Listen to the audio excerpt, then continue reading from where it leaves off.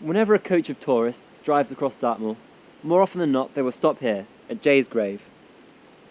Photos will be taken, and superstitious murmurs will be heard as the tour guide explains about the flowers on the grave.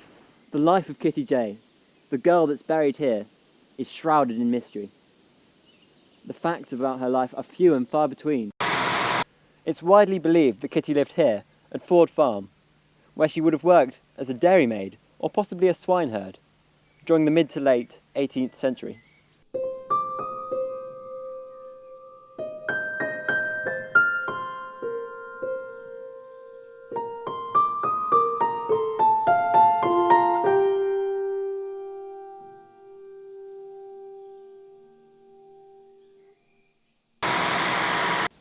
It's sometimes claimed that Kitty fell in love with a young squire, or in some cases, a young farmhand, and that the reason she committed suicide was because she was pregnant with her lover's child.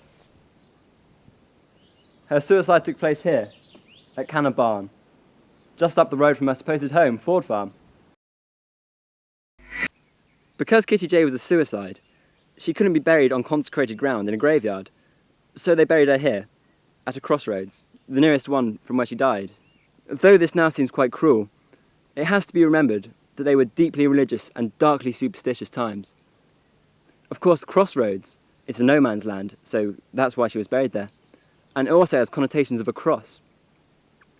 However, it being in the boundaries of the Manhattan parish, she had to be dug up and moved a few days later after she was buried.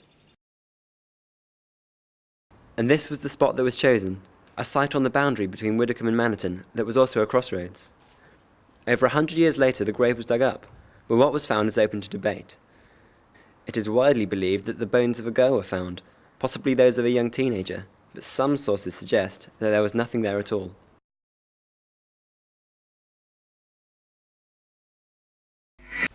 A mere explanation cannot do the raw emotion of this legend justice. An exploration through the medium of dance can truly bring out the wild, indomitable spirit of Kitty Jay. I feel that the true beauty of this myth lies in its variability. Tradition recalls 3 different versions of the death of Kitty Jay, as well as countless variations on her actual name. In 1914, John Galsworthy writes in his short story The Apple Tree, which is a version of Kitty Jay, of a young girl who, after being abandoned in love, drowns herself.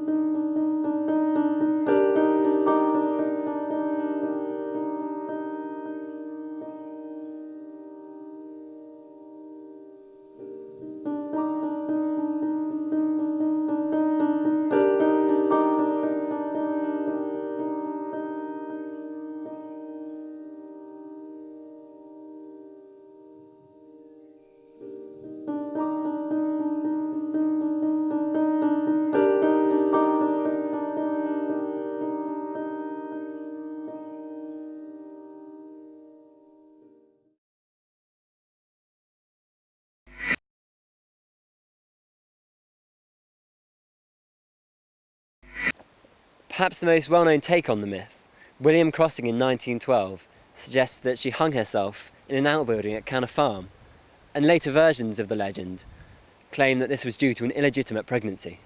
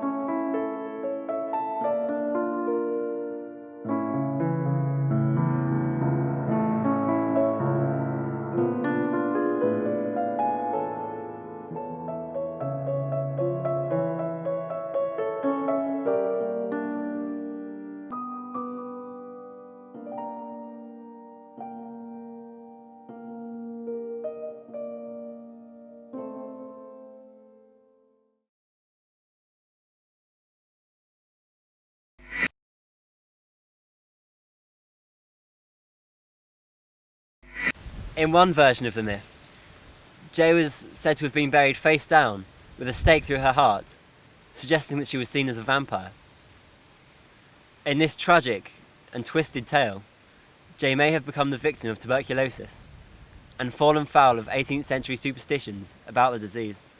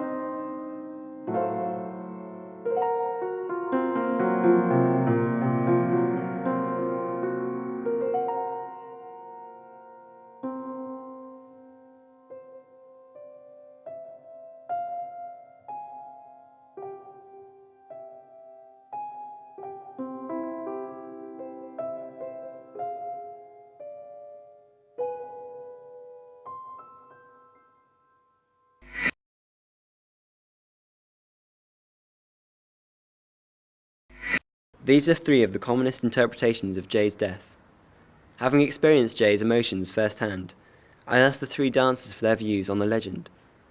The fact that the emotions that Kitty would have been feeling, the fact that they're so human and still relevant today, means everyone can relate to them, and thus the legend carries on.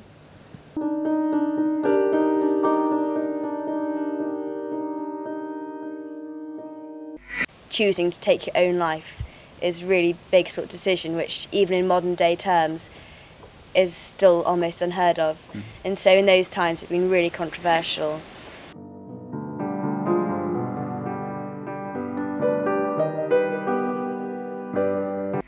When you're a teenager growing up, you also have a lot of emotions that go around in your head, and you so I think that you could relate to her in that way, you know, confusion and things, and maybe being lonely and not being able to talk to anyone about your problems.